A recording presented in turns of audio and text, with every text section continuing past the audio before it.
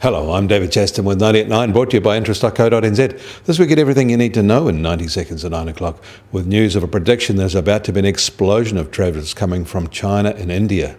But first, this morning's dairy auction showed little change in prices, with the overall index up just 1.4% in US dollar terms, the same in New Zealand dollar terms. The cheddar cheese price was the main component that was lower, keeping a lid on the overall index. But the main volume is in whole milk powders, and its price rose only a modest 2.9%. Prices have essentially held for the past 4 auctions. This level is far off the bottom, but it is still not high enough to signal that the dairy industry is out of the woods yet. Prices at this level don't support a rising payout level. American headline CPI inflation climbed from 1.1% to 1.5% in September, strengthening the case for a Fed rate rise this year. The increase was largely due to oil prices. The energy CPI climbed 2.7% between August and September, while the annual rate of change is now only -3%, a big difference from the -9% in the prior month.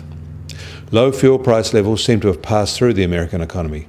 Rents and electricity also recorded notable rises. These tend to be sticky, so will underpin future levels. British inflation also took a jump in September. In China, coal is not dead there yet. In fact, prices there rose 12% in a month, taking them to a 23% rise in a year.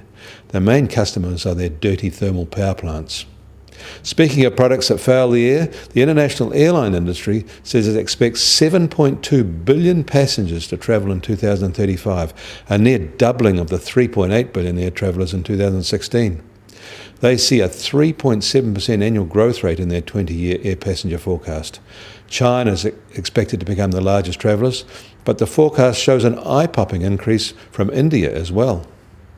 In Australia, a prominent economist has warned that their apartment market glut is going to get ugly, predicting a 10 to 15% decline in prices, with highly leveraged investors getting burned. In New York, US Treasury 10-year yield is unchanged at 1.75%. Locally, our wholesale swap rate surged high yesterday, with the 2-year up 5 basis points to a 3-month high, and the 5-year up 7 basis points. The US benchmark oil price is unchanged, still just on $50 a barrel, while the Brent benchmark is just under $51.50 a barrel. The gold price is up $6 an ounce, now at $1,261 an ounce. New Zealand dollar is higher too. It's 72.1 US cents, and on the cross rates, it's almost at 94 Aussie cents and 65.5 euro cents. The TWI is now just touching 76. I'm David Chaston. That was 90 at 9, brought to you by interest.co.nz.